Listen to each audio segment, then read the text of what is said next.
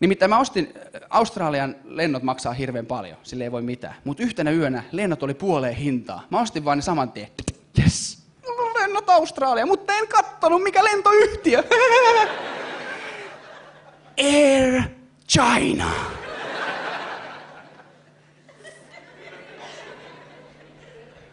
Kaksi suomalaista, loput kiinalaisia.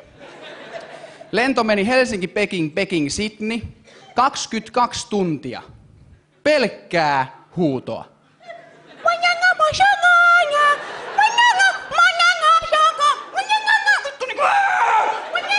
Mä oon ihan varma, että niillä on sellaiset ryhmät, että okei, A-ryhmä huutaa 8-4, te jatkatte siitä ja te jatkatte loppuyö sitten.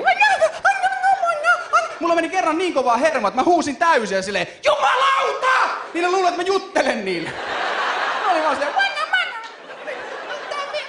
sen käytävän toisella puolella istui vanha rouva, joka noin 300 kertaa nousi hakemaan lisää teetä. Joka kerta kun se nousi, niin se otti mua päästä kiinni. Sitten kun mä sanoin sille jotain vähän vihaisesti, niin se suuttui mulle silleen. Ja siis 22 tuntia. Erilaisia biisejä, jotka on paskoja! Niinku, ei kukaan mene kiinalaisen ravintolaan silleen.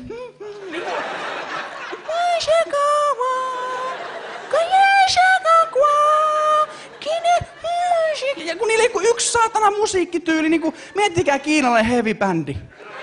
Ei oo. Eikä tuu.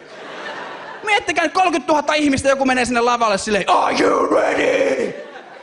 1, 2, 3, 4.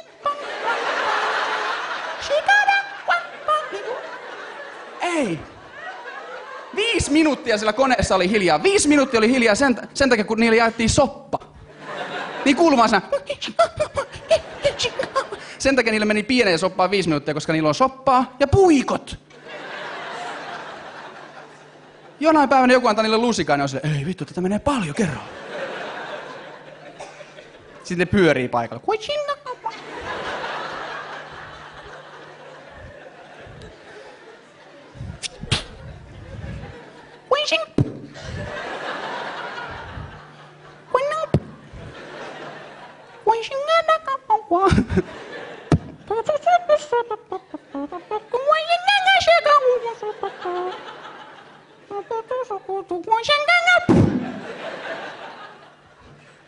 Okei, se Kiinan lento, siis se meno oli ollut aivan hirveä, mutta siis jäljellähän on paluu.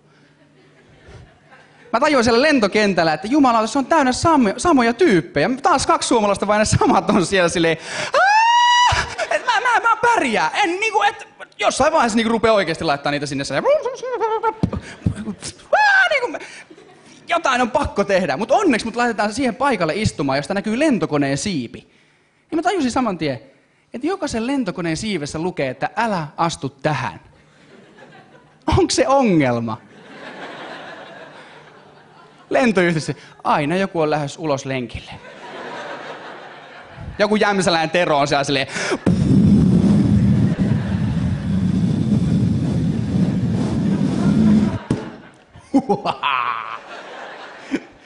Sitten meille jättiin onneksi suomalaiset sanomalehdet, se viimeinen pätkä, eli Peking-Helsinki-pätkällä. Suomalaiset sanomalehdet, ja siellä oli semmoinen otsikko, jossa sanottiin, että Finnair poisti matkustajan lomalennoltansa.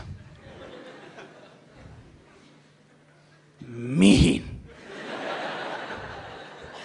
Kuka on ollut niin käänneistä kapteeni tullut silleen, Jari, ulos.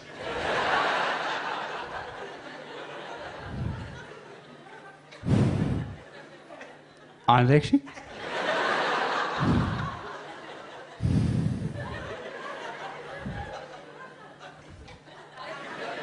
Olemme erittäin hyvin korkealla täällä.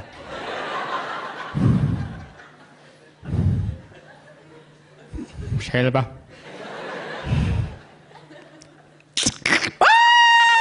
Kapteeni huutaa perään, älä astu siihen sinivelle, saatana! Sen lehden pääotsikko oli Valion myrkkymaito. Joku muistaa tämän varmasti keväältä. Valion myrkkymaito. Näin isolla luki. Valion myrkkymaito! Ja seuraavan päivän lehdessä oli silleen, ei kun se oli vaan 1 purkki.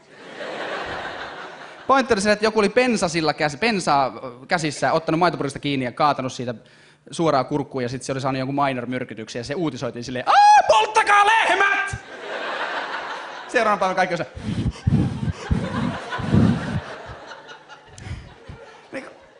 Mulla tuli mieleen sitä otsikosta, että se Nokian vesimestari on saanut uuden työpaikan. Silleen vaan vittu sujuu. Se on päässyt Valiolle töihin ja se on siellä. Vittu! Mä tankkasin sen tankkiauton väärästä reiästä.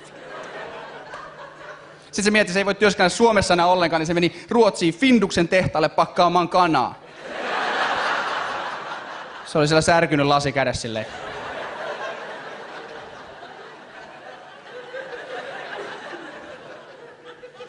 Mihin nää menee? Nää menee Suomeen.